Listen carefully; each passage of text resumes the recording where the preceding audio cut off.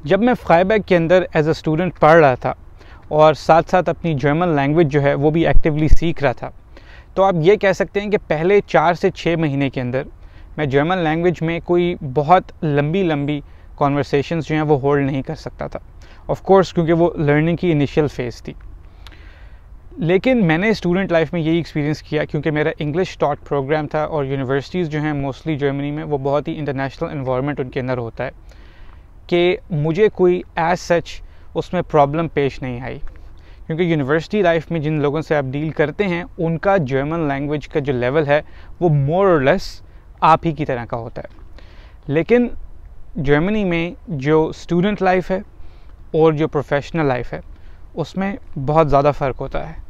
आप लोगों ने अक्सर सुना होगा कि कई लोग कहते हैं कि जर्मनी के अंदर बड़े शहरों में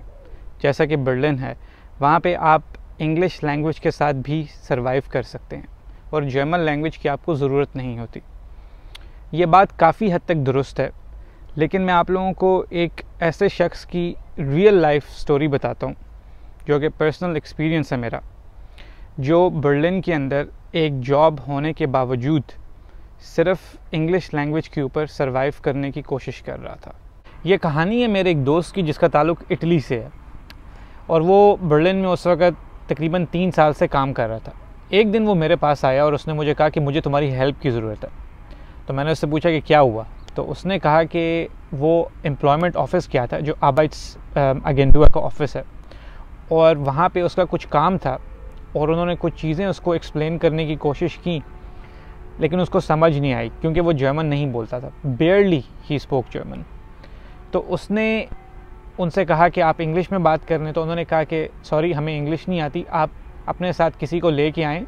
जो आपको इंटरप्रेट कर दे या आपको ट्रांसलेट करके समझा दे जो हम आपको कह रहे हैं।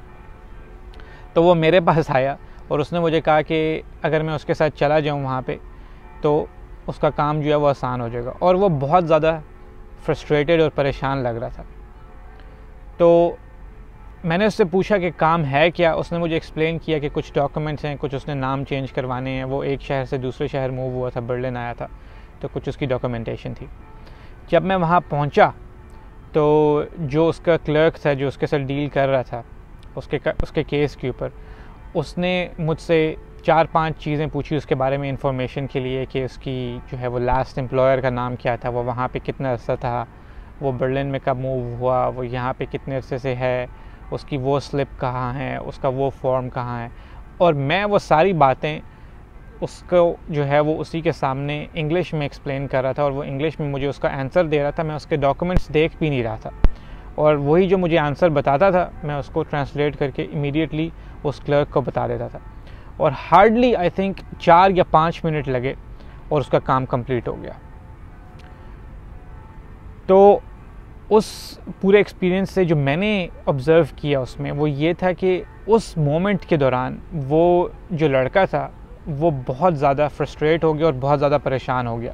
In spite of the fact कि उसकी नॉर्मल जो है वो एक बहुत अच्छी जॉब जा रही थी और उसके बाद भी उसने अपनी जॉब कंटिन्यू की और मोर और लेस वो इंग्लिश के बगैर सर्वाइव कर रहा था। लेकिन ऐसी छोटी छोटी जो सिचुएशंस पहले भी शायद उसको आई हों या बाद में भी आई होंगी, तो उसने लोगों की हेल्प सीख की होगी। तो इस तरह की चीज़ें जो हैं वो लोग एक्सपीरियंस कर सकते हैं in spite of the fact कि वो एक नॉर्मल ज़िंदगी गुजार रहे होते हैं। So if you live in Germany and you बेयरली speak German, तो आप भी शायद ऐसे ही फ्रस्ट्रेटेड फील कर सकते हैं कुछ ओकेजन्स पे, जैसे मेरे दोस्त ने किया। देखें, अगर इंग्लिश में आपको जॉब मिली हुई है, हो सकता है कि 95% ऑफ द टाइम आपका बहुत अच्छे तरीके से जो है ना वो काम चल रहा हो, लेकिन जो इस तरह के छोटे छोटे मोमेंट्स आते हैं वो कई दफ़ा आपको इतना फ्रस्ट्रेट कर सकते हैं कि जो आपकी चीज़ें अच्छी भी जा रही हैं उसमें भी आपको डाउन फील करवा सकती हैं। तो मेरी हमेशा की तरह यही सजेशन होगी और आपके इंटरेस्ट में भी यही होगा, अगर आप अच्छे से जर्मन लैंग्वेज सीख लें या एटलीस्ट बेसिक फॉर्म में सीख लें, ताकि आप लोगों की लाइफ जो है वो ईजी और स्मूथ हो जाए। मैं सिर्फ यही कहूँगा इसके बारे में कि इट्स टोटली वर्थ इट।